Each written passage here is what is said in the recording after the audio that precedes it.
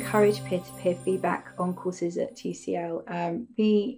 Often the tricky thing is when it's negative feedback, often people don't want to give it, or because they're a little nervous about giving it to friends or to people who they respect, which is understandable, but doesn't help the other individual develop. And often people use what's called the feedback samage. So just to explain what that is, often people have a negative message that they want to get across. But what happens is they start with some positive news, they give the negative, and then they kind of quickly throw in the positive message again. But what that means is, and I know people want to kind of leave people on a high, the issue is that the negative feedback is often diminished. And if that's really the point of giving the feedback or that particular time, then it's a really difficult thing because the person won't learn from it. They're very likely to sort of pass over the negative feedback and zero in on the stuff that's more positive, because that's human nature. We like to think of the good stuff over the bad. So there is the BOOST model that I use often with graduates and interns that has worked really successfully, and I'd like to share that with you now. So BOOST stands for balanced, observed, objective, specific, and timely.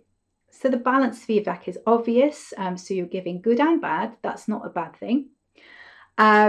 The observed is it takes away the judgment. So it's really only the things you have observed. So by that I mean, I would like you to think of examples that you can tie to what you're actually saying, because the context is important, specifically in feedback, because you can really only start sort of making the connections when you have a good example. So you don't need multiple, you just need one really good example. Objective is important, and that also takes the sort of judgment out of it as well. So if someone tells you you're not being a good team player, that's valid, but what makes it more valid would be to give an example of when that's been the case. Specifics are important.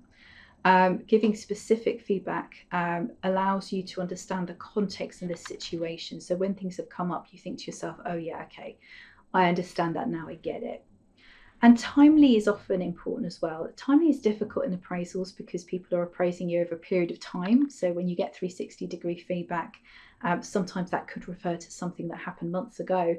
But you know, in organisations, we're often better at getting more regular feedback. So you know, the timeliness is quite important, because we know that, you know, the closer to the event as possible, the more you will start making those connections a lot earlier and start to implement things a lot earlier, so that you can start really learning from the situation and really taking this as an opportunity. I really hope that you found some of these points really useful, and that it's giving you that space to think about how you might also handle these situations as they crop up. If you want to explore any of this further, please feel free to book a careers consultant appointment. We're not just here for the job search, we're also here to help you through your transition between university and work. Before you go, if you found this video useful, please do like it. And also, if you'd like to remain in touch and know about any of the latest videos that are coming up, then please do ding that bell. Thank you.